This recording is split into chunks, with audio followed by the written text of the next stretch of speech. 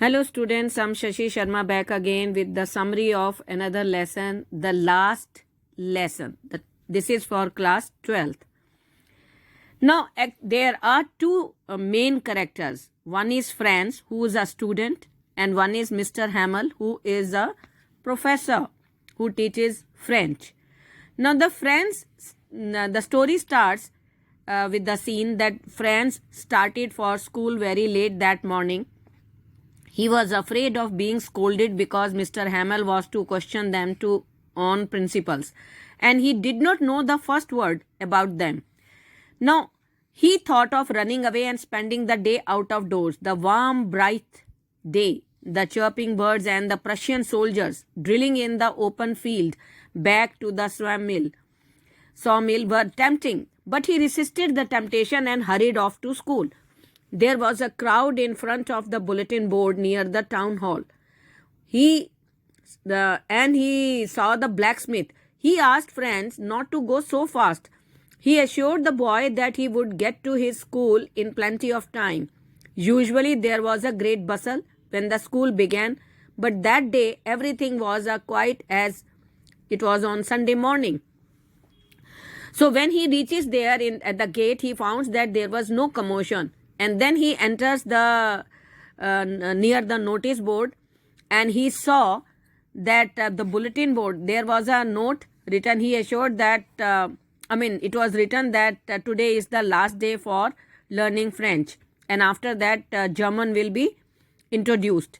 So he hurriedly went inside the class, and there he saw Mr. Hamel, who was wearing a special dress that was of green coat pant and a embroidered cap, which he usually used to wear on special days like on prize distribution day or PTM or like that.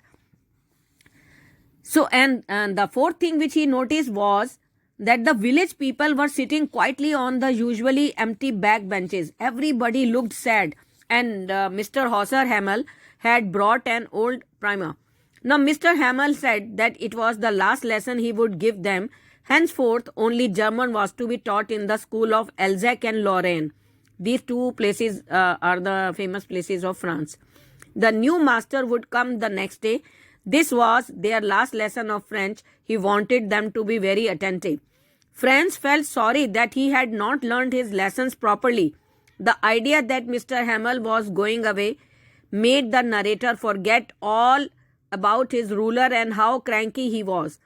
Now Franz understood why Mr. Hamel had put on his fine Sunday clothes and why the old men of the village were sitting there.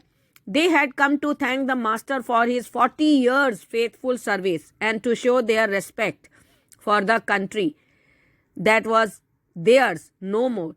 Mr. Hamel asked Franz to recite, but he stood there silent. The teacher did not scold him. He confessed that his parents and the teacher were at fault.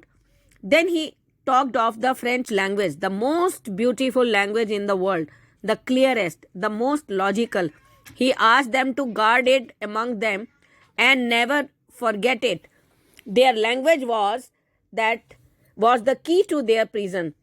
Then they said that lesson in grammar and writing.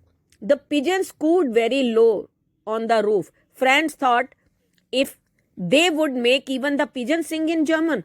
All the while Mr. Hamel was sitting motionless in his chair and gazing at one thing or the other. His sister was picking their trunks in the room above as they had to leave the country next day. After writing, they had a lesson in history, and then the babies chanted their Baba, Bibi, Boo Boo. Even old Hauser was crying all at once. The church clock struck 12, and then the midday prayers.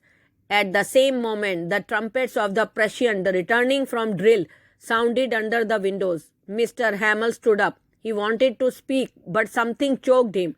Then he took a piece of chalk and wrote on the blackboard as large as he could, Vive la France.